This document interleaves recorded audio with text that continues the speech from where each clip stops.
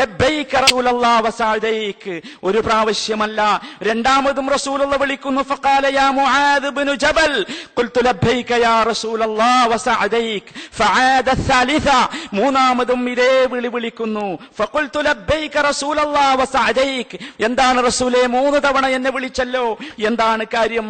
റസൂലുള്ളാഹി 3 തവണ ആവർത്തിച്ച് മുആദ് ഇബ്നു ജബലിനെ വിളിച്ചുകൊണ്ട് പറഞ്ഞു കൊടുക്കുന്ന കാര്യം ശ്രദ്ധിച്ചോളൂ. അതദ്രി മാ ഹഖ്ഖുല്ലാഹി അലൽ ഇബാദ്. മുആദ്, നിനക്കറിയാമോ അല്ലാഹുവിനോട് മനുഷ്യൻ ചെയ്യേണ്ട ബാധ്യത എന്താണ് എന്ന് നിനക്കറിയാമോ?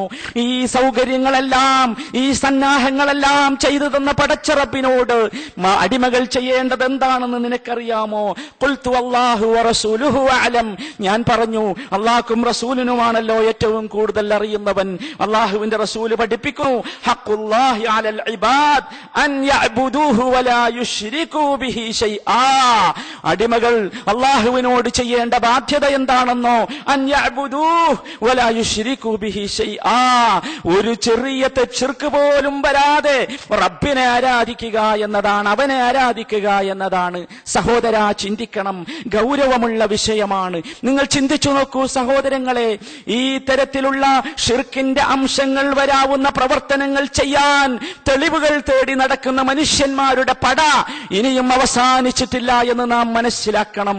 അല്ലാഹു സുബ്ഹാനഹു വ തആലക്ക് ചെയ്യേണ്ട ഏതെങ്കിലും ഒരു കാര്യം പടച്ച റബ്ബിന്റെ ആത്തിലോ സിഫാത്തിലോ പടച്ച തമ്പുരാന്റെ ഗുണങ്ങളിലോ പടച്ച തമ്പുരാന്റെ കഴിവുകളിലോ മറ്റാർക്കെങ്കിലും ഏതെങ്കിലും രൂപത്തിലുള്ള ഒരു കൊച്ചു പങ്ക് പോലും നാം വെച്ചു കൊടുത്താൽ അത് ശിർക്കായിരിക്കുമെന്ന് നാം മനസ്സിലാക്കണം. എന്തിനാണ് സഹോദരങ്ങളെ ഇത്തരത്തിലുള്ള വിഷയങ്ങളിൽ ഈ രൂപത്തിലുള്ള വാശി? നമുക്കറിയാം, പടച്ച റബ്ബിന് മാത്രം ഇബാദത്ത് ചെയ്താൽ, റബ്ബിനോട് മാത്രം ദുആ ചെയ്താൽ, റബ്ബിനോട് മാത്രം ഇസ്തിഗാസ നടത്തിയാൽ നമുക്കൊരു ചുക്കും സംഭവിക്കാനില്ല. അതാണല്ലോ അമ്പിയാക്കന്മാരുടെ മാർഗം, അതാണല്ലോ സഹാബത്തിന്റെ മാർഗം, അതാണല്ലോ ഔലിയാക്കന്മാരുടെ മാർഗം, അതാണല്ലോ സിദ്ദീഖീങ്ങളുടെ മാർഗം, അതാണല്ലോ ശുഹദാക്കളുടെ മാർഗം. നമുക്കൊന്നും സംഭവിക്കാനില്ല. എന്നാൽ നിങ്ങൾ ചിന്തിച്ചു നോക്കൂ, സംശയത്തിന് വേണ്ടിയെങ്കിലും നമുക്കൊന്ന് ചിന്തിച്ചുകൂടെ? സംശയത്തിന് വേണ്ടിയെങ്കിലും അല്ലാഹു അല്ലാത്തവരോട് ദുആ ചെയ്യാൻ, ഇസ്തിഗാസ നടത്താൻ തെളിവുകൾ ഉണ്ടാക്കി നടക്കുന്ന മനുഷ്യരെ ഒന്ന് ചിന്തിച്ചുകൂടെ? ഒരു ചെറിയ ശതമാനമെങ്കിലും ഈ പറയുന്നത് തെറ്റാണെന്ന് വരികയാണെങ്കിൽ എന്തായിരിക്കും നമ്മുടെ അവസ്ഥ? പേടിപ്പെടുത്തുന്നതല്ലേ ഇത്?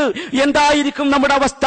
എന്നാൽ നാം മനസ്സിലാക്കണം, അഷ്റഫുൽ ഖൽഖ് മുഹമ്മദ് മുസ്തഫ സല്ലല്ലാഹു അലൈഹി വസല്ലമയും അവിടെ മുമ്പ് കഴിഞ്ഞുപോയ അമ്പിയാക്കന്മാരും സഹാബത്തും താബിഈകളും ഔലിയാക്കന്മാരും സിദ്ദീഖീങ്ങളും ശുഹദാക്കളും നടന്ന മാർഗം, അവർ ചരിച്ച മാർഗം, അവർ സഞ്ചരിച്ച മാർഗം, അവർ ചെയ്ത പ്രവർത്തനം, ഇത്തരത്തിലുള്ള ഒരു തരം സമീപനവും ഷിർക്കിന്റെ ഒരു സമീപനവും അവരിൽ നിന്ന് വന്നിരുന്നില്ല.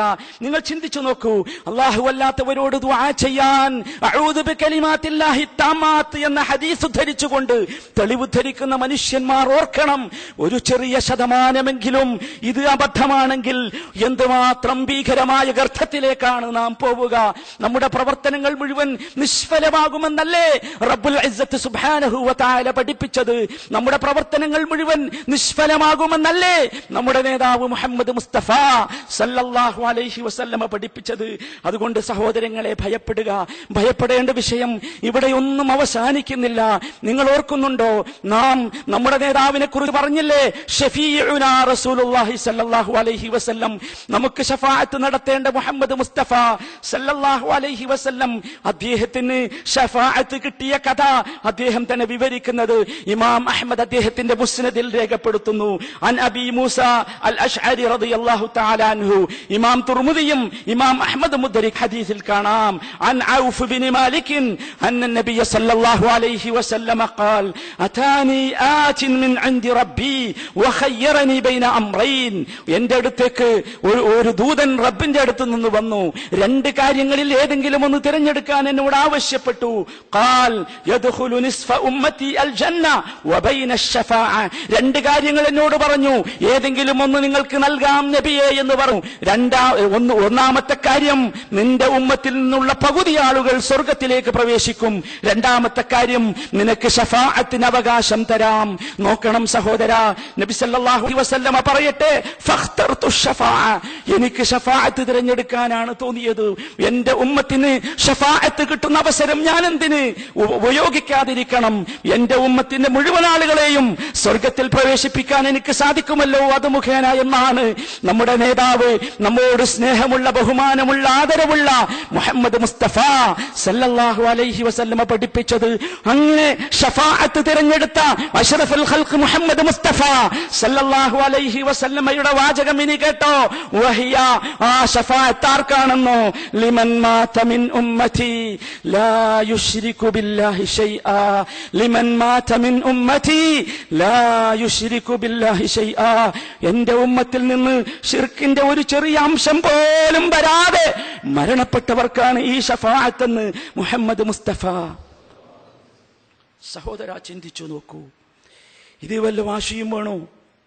നാം ചെയ്ത പ്രവർത്തനങ്ങൾ എന്തിനാണ് നാം നിഷ്ഫലമാക്കുന്നത്? എന്തായിരുന്നാലും സംശയമുള്ള കാര്യമല്ലേ? സംശയമുള്ള കാര്യം എന്നതിന്റെ അടിസ്ഥാനത്തിലെങ്കിലും നമ്മുടെ പ്രവർത്തനങ്ങൾ നിഷ്ഫലമാകുന്ന ഇത്തരം പ്രവർത്തനങ്ങൾ നമുക്ക് മാറി നിന്നുകൂടെ? സഹോദര, വിഷയത്തിന്റെ ഗൗരവം കൊണ്ട് മാത്രം സൂചിപ്പിച്ചു പോയതാണ്. അതാണ് ഒന്നാമത്തെ കാര്യം. സഹോദരന്മാരെ, ഒരുപാട് കാര്യങ്ങൾ അതുമായി